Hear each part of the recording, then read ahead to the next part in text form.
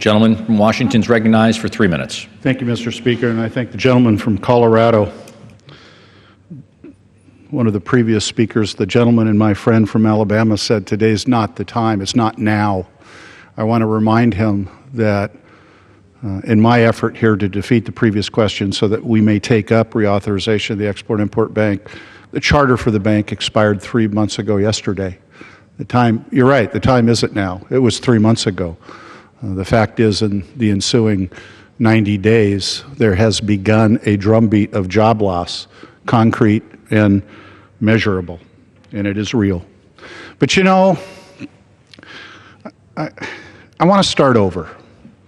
Today is the first day of the new fiscal year for the federal government, and we can all give at least some thanks that we avoided a government shutdown. So let's take a fresh start to this thing.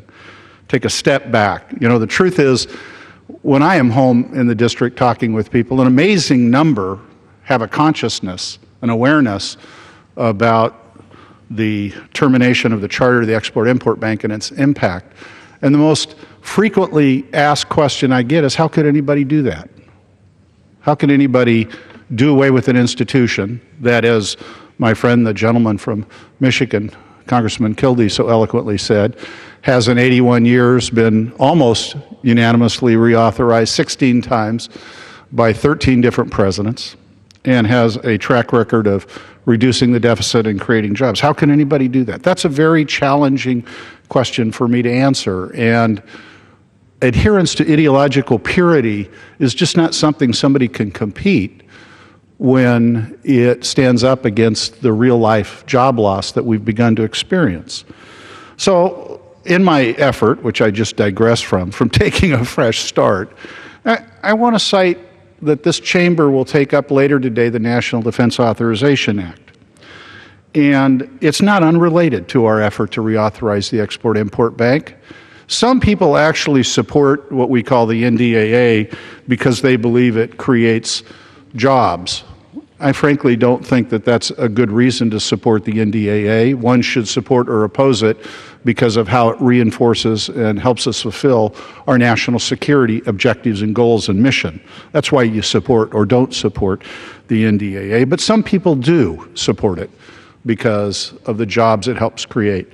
Well, the truth of the matter is, as we've said so often, the Export-Import Bank also creates jobs. And in fact, for the last year for which we have data, it supported 164,000 jobs. We have an existential threat to those jobs.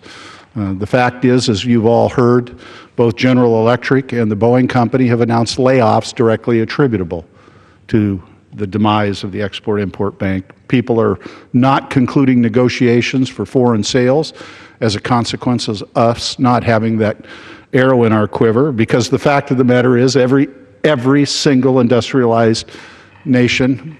I yield an additional 30 seconds. Gentleman's recognized for 30 seconds. Yield an additional minute, so a total of a minute. Gentleman's recognized for 1 minute. The Chinese are developing a wide-body aircraft to compete in the international market, codenamed C919. They think it'll be online 2 years. I think it's more like 10. They'll take business away from us. And when they do, they'll take jobs away from us. And I remind you that China has not one but 4 export credit authorities. It's also a relevant issue to the subject we take up later today, NDAA, because the truth of the matter is the Export-Import Bank helps protect the homeland very directly. You know, there's a lot of talk about rebalancing to the Pacific and Asia and the pivot.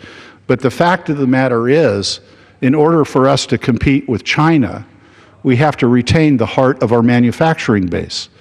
And frankly, the production of aircraft in the aggregate constitutes the largest concentration of engineers and manufacturing capacity within that base. This is vital to our national security. Imagine a world 20, 30, 40 years from now in which 1 additional minute. In which the Boeing Company no longer exists. I don't want to imagine that future, but think of what it would do to our national security circumstance. It would be devastating to our national security. And we are ceding this territory. We're literally ceding this territory. The irony of this debate, and why, again, I find it so challenging to answer the question, why would anybody do this, is truly, if we had never had an Export-Import Bank, we'd all be sitting around asking ourselves, how do we compete with those other countries, all of whom have export credit authorities? We would be devising and standing up an Export-Import Bank, and we would say, what do we want that to look like? We'd say, well, first of all, we want it to support American jobs. And secondly, we would say, we want it to protect American taxpayers and not have them on the hook. Well, guess what, my friends? We already have, or had, that institution.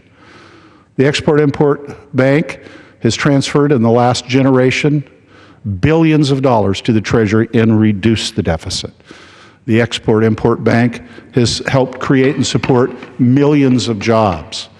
If you want to compete in the global economy, you need an export credit authority that creates jobs.